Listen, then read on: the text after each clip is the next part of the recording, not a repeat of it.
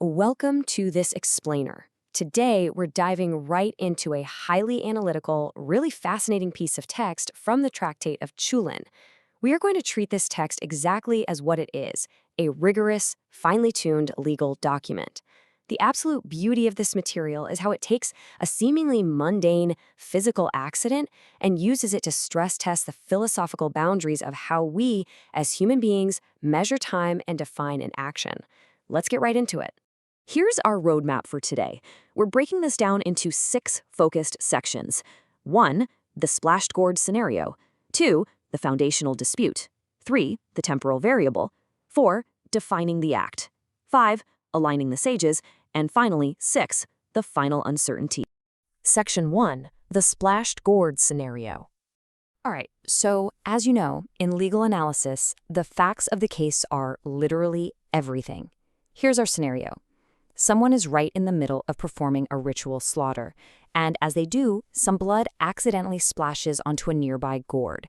Now, it's just a simple, everyday accident, right?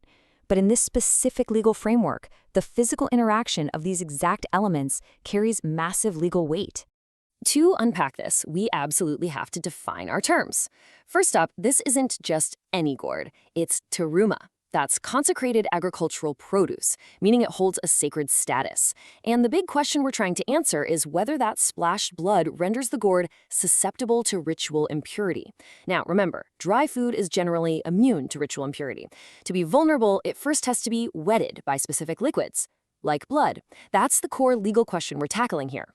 Section 2. The foundational dispute. So, this one little splash kicks off a huge legal disagreement between 2 prominent scholars, and they're looking at the exact same physical event. On one side, Rabbi Yehuda HaNasi gives a totally definitive ruling. The gourd is immediately rendered susceptible to ritual impurity. Case closed. But then you have Rabbi Ḥiyya. He looks at the very same event and says, no, we actually have to place the matter in abeyance. He's arguing there's a fundamental uncertainty here, meaning if that gourd later touches a source of impurity, we just cannot say for sure whether it's pure or impure. Section 3. The temporal variable. So you're probably wondering, why exactly is Rabbi Ḥiyya so unsure?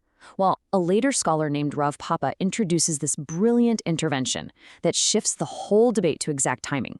He points out that if the blood splashes on the gourd and just stays there continuously right through the conclusion of the slaughter, let's say it's a full 6-second process, there is zero debate. Everyone agrees that renders the gourd susceptible, simply because the blood is still there when the act of slaughter is officially complete. But here is where it gets incredibly tricky. Imagine the blood splashes at 3 seconds, right? But then it gets wiped off strictly prior to the conclusion of the slaughter. So, by the time the slaughter is officially complete at that 6-second mark, the gourd is totally dry again. This incredibly narrow, microscopic window of time, that's the exact space where our 2 scholars are disagreeing. Section 4, defining the act. And this precise timing variable really forces a much deeper philosophical question. How does the law actually define an action as it unfolds over time? Rabbi Yehuda HaNasi argues that slaughter is a continuous process from beginning to end. Because of that, any blood from the very first millisecond legally counts, rendering the gourd susceptible. But Rabbi Ḥiyya asks, well, is slaughter defined strictly by its conclusion? Because if an act is only legally defined at the exact moment it's completed, then any blood that comes out before that conclusion is just blood from a wound. And legally, wound blood doesn't render food susceptible. If it's wiped away before the end, it was literally never the blood of slaughter. So, with these 2 totally competing definitions of time and action, is it a continuous process or is it defined by the conclusion? We hit a legal impasse. And this prompts Rabbi Ashi to ask the critical procedural question. On whom shall we rely?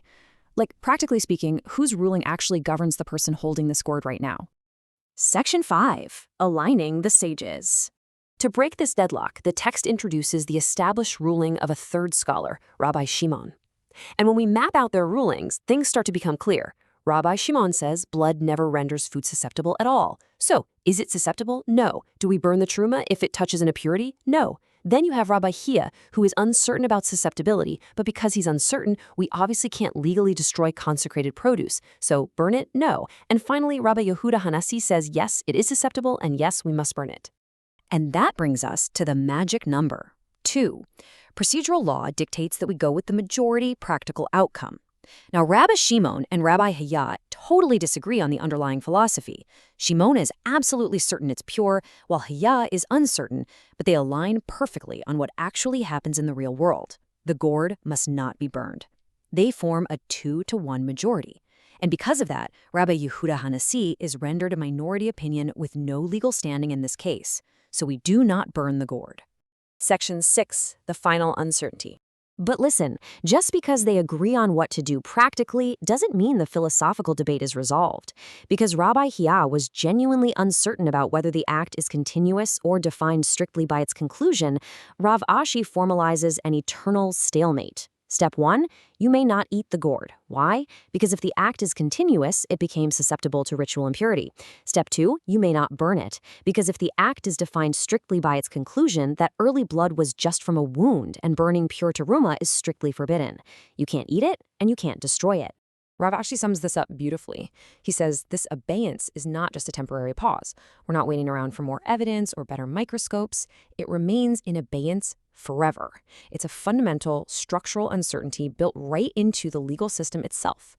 The law is literally acknowledging its own inability to definitively parse those microseconds between a continuous process and its absolute conclusion. Which leaves us to ponder a pretty profound question. What happens when human legal frameworks reach the absolute boundaries of measuring time and defining an action? In this case, the system doesn't try to force a fake answer. Instead, it elegantly codifies the uncertainty itself as the final rule, leaving that gourd suspended in time forever, untouched, a literal monument to the limits of human measurement. Thanks so much for joining me for this explainer. I hope this structured breakdown brought some clarity to a beautifully complex piece of analysis. Keep looking closely, and I'll catch you next time.